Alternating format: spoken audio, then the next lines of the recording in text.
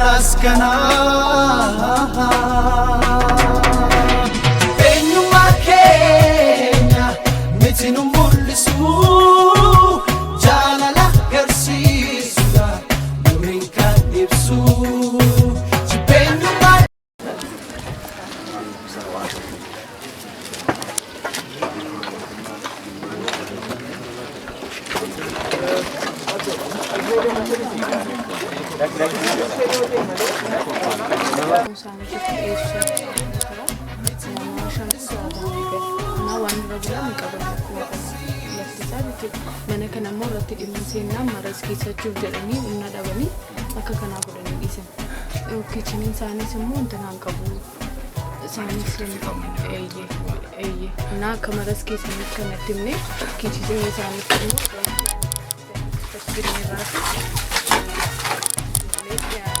ibsaa qaban. Ibsaa kifiyyaa isaammoo baay'isni kan ji'a baay'ee wal fakkaatu saduu fi deemna gaggate amma sana akka sararanii wal fakkaatu kifiyyaadha. Ijoolleessummaa mamni keenya nu danda'ame yeroo hundumaa gateetni gaafa kollama nama gargaaru waan qaban eeyyeen qaban bakki irra kadhatanii jiraatu ammayyuu ba'anii jiru.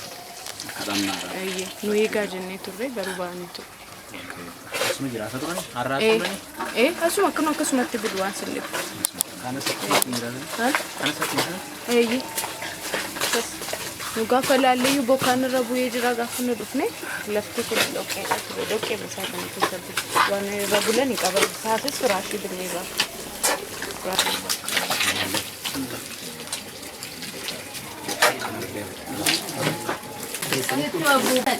Magana gantutan kana ya albigo tangamade dittu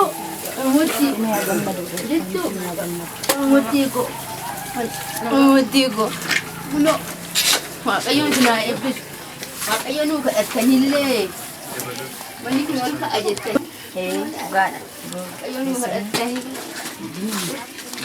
Isinittato luwan buttani isinittato isinittato waaqayyo isinittato balatti uffanan deemsisu kututu jedheenan okka zimjee bichaamaku badala abbaan isaanii badalameera idi kututu jedheenan ijoollee naata maasisaa uffanan deemsisu bakka ijoolleen Sin kadhannaa waan deemtaniif ijoollee uffaana deemsisuun barbaaddan. barbaade. Maaliif akkas gootamme? Uffaan deemsisu. Akka isaan isa sanatti boru akka isaan isatti hin guddanneef barachuu qabuttanii waa yaaddaniif uffaana nuuftan. Uffaan deemsisu. Isin immoo kadhattaniit isaan barsiiftu isaan guddiftu. Fuudheefi waan nyaatas immoo fuudheefi hin gala. Eeyyee. Madaabaraa keessa ta'uun madaabaraan kunuunnooti. Fuudheefi hin gala nyaatu. Malee uffaan deemsisu. Akkatti kututu jedheenani kututu jedheen guddise kututu jedheenani. Uffaan deemsisu. Kanaaf egaa jabaadha ammas Waaqayyo isin gargaara. Hojii gaarii namni akka hojjetuufi wanta Waaqayyo keessa namaa kaa'e. Waaqni jaalala waan ta'eef nutis immoo walii keenya akka jaalannu Waaqayyo hin barbaada. Nama fuulduratti namni gatamaa jedhamu hin jiru. Waaqayyo nama hin jaalata Waaqa fuulduratti jechuu kooti. Waaqayyo fuulduratti sooressis hiyyeessis inni xiqqaan inni guddaan hundumtuu qixxeedha. Kanaaf Waaqayyo isin jaallata. Waaqatti gammadaa jiraadha. Waaqayyoon galateeffadha. Egaa immoo kunis akka kanatti isiniif egaa kunoo toora qabatee hojjetamaa jira. Jabaadha. Naa eebbisu Waaqayyo. Waldaan naa guddise biixaan tokko ishii maqayyoo tokko. Waldaan naa guddise. Walduma guddise. Isin waldaa dhaqxu? Dandeema waldaan deemeen guddise waldaan naa guddise iyyuu. Aannan faatti qexuu bakka. Amantiin qabdu maa inni amantiin keessa? Waliin jedha malee. Rakkinuma attanii iddoo tokko dhaabachuu malee Waaqayyoo nan jaalladha. Gooftaa Yesuus Kiristoos dhugaa ta'uusaa jireenya ta'uusaa isinii galee. Nan jaalladha. Waaqayyoo nan jaalladha waldaan naa guddise. Miidhaan tokko ishii tokko jirti. Kanaaf egaa maa inni beektu? Gargaarsa gochuun namaafi namni tokko waan amantii tokko keessa jiraate duwwaadhaaf miti. Namni amantaa kamuu keessa haa ta'u namni nama ijaa ta'eef nama hundumaayyuu hin jaalanna. Nama hundumaa waan dandeenyu hin goonaaf jechaadha. Kanaaf isin immoo wanti Gooftaa Yesuus Kiristoosin amanachuu qabdaniif inni karaa waan ta'eef dhugaa waan ta'eef jireenya waan ta'eef isaan ala jireenya bara baraa argachuun hin danda'amu jaa ta'eef jireenyi lafa kanaa akkuma jiru jireenyi waaqarraa hin jira. Kanaaf boru jireenya waaqarraa sanatti galuuf arra Yesuus Kiristoositti amanuun nurra jira jechaadha. Gooftaa Yesuus Kiristoos isin jaallata. Ijoollee keessan isiniif hin guddisa Waaqayyo. Isinis hin gargaara. Isaan kana. Waldaan naa guddise buli kan. Eenyu maqaan kee?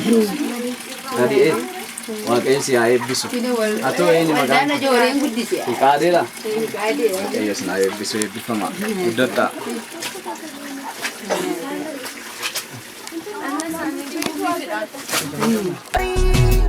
Kalisemamu Absimaf digamu Dadhabii safite haamile ifteen darbiin okkole. Dadhabii safite haamile ifteen darbiin okkole. Ifteen darbiin okkole. Ifteen darbiin okkole. Ifteen darbiin okkole. Ifteen darbiin okkole.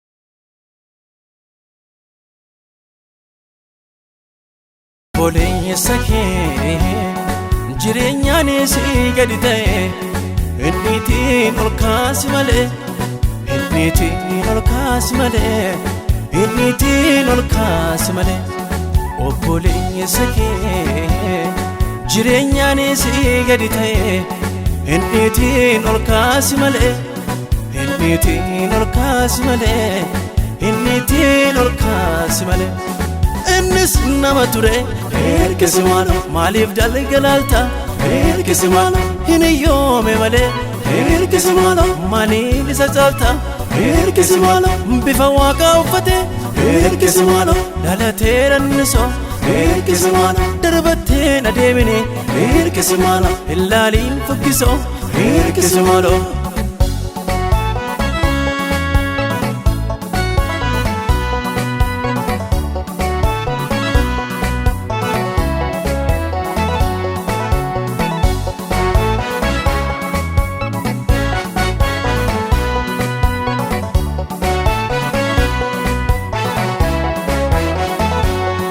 Obboleessa kee jireenyaanis gadi ta'e innitiin ol kanuma gandaadha garuu kanatu Addabachuu danda'u qabu. Hareeffatanii jiraachuu danda'u. Diriiraan Eeyyama barbaada.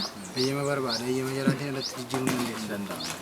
isheen kun mana kana bichaa tajjiraa caakkaa ture. Akka malee na haraa yoomiyyuu. Akkam isin ijoollee isin gargaaran hin qabdanii? Bichaa tokkoon qaba. Ijoollee lamaan qaba. Lama bichaa tokko kun uusoo jira. Baadhaa. Rabbii egaa isin gargaara waaqayyo isin Kana bichaa jaallata. na rakkisa. Kana bichaa na rakkisa malee. Eeyyee. Ijoollee baay'ee qabdi ishiin. Intalli keessan ijoollee baay'ee qabdi ishiin as jirtu si wajjin. Afur qabdi. Afur qabdi. Abbaa manaa qabdi. Abbaa manaa qabdi ishii Abbaa gargaaru. manaa wajjin wal dhabani. Hin baane. Kanaaf ishiin isin gargaaruu dandeessu jechuudha. Ijoollee barbaadde. Ishiin gabaadhaan bulti ishii. Gabaadhaan.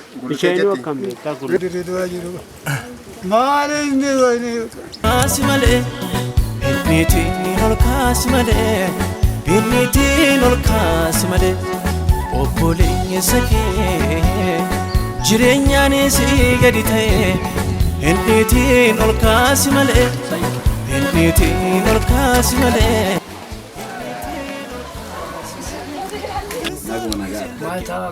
Ka'uun danda'an yookaan saddeetii fi asirra ciisanii shanti beetii yoo ba'uun danda'an kanarra taa'anii dhaqan. Sirma ka'uu hin dandeessu. Waggaa 8 guutuu gara waggaa 9. Maa inni rakkoon ture? Lukaadhaan.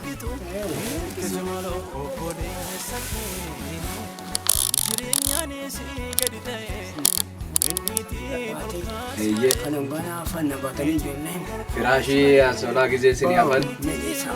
Firaashii isinii fidanii dhufanii isinii kaa'an.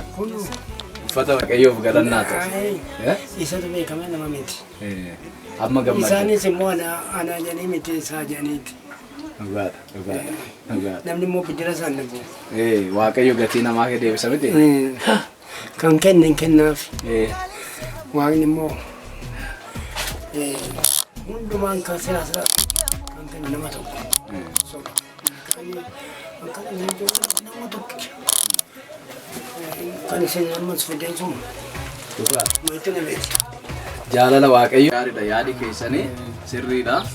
Isarratti waan xiqqoon isinii dabala waan haaraa osoo hin ta'in waanuma isin jettan gubbaa irratti jechaadha.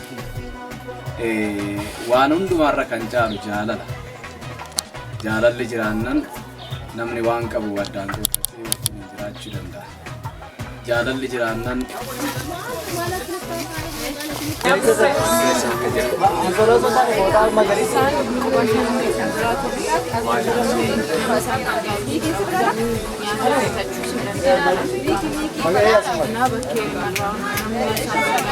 nyaata hojjenneen keenyaa fi as beezaallee mana keessaa waan isaaf fayyadu ishee yeroo achi isaanii gaffa'u amma mana keenya binnee fi keenyee fi deemnaa jechuudha. Mana isaaniillee akkasuma qulqulleessinee qaama isaaniis akkasuma yeroo dhuftanii akkas gootu namni gargaaru sirbuuntuu duuban jiru Quraanis Quraan dhaga'uu hin danda'a. Guddistanii haasoftan malee hin dhagaane. Gurratti jettanii guddistanii haasoftu. Adaane. Adde Adaan. Akkam nagaa keessanii? Tamasgeen jechuun as xootaa waaqa. Kan waaqayyo naa Tamasgeenidha. Waaqayyo sin jaallata. Amma qaxarootti. Ijoolleen kun dhufanii sin gargaaru miti? Tokko mukuun Homaa mutii godhaa dhiphatinaa jabaadhaa. Hawwarra gubbaa. Waaqayyo isin jaallata. Nus immoo isin jaallanna. Kanaaf jabaadhaa.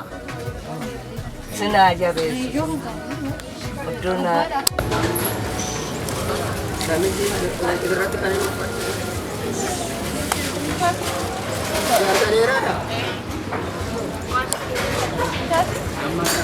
Boleeyyeessa kee jireenyaan si gadi ta'e innitiin ol kaasi malee innitiin ol kaasi malee innitiin ol kaasi malee obboleeyyeessa kee jireenyaan si gadi ta'e innitiin ol kaasi malee innitiin ol kaasi malee innitiin ol kaasi malee innis nama ture erkisimaan maaliif dalgalaalta erkisimaan hin yoome malee erkisimaan maaliif isa caalta erkisimaan bifa waaqaa uffate erkisimaan dhalatee ranniso erkisimaan darbattee na deemine.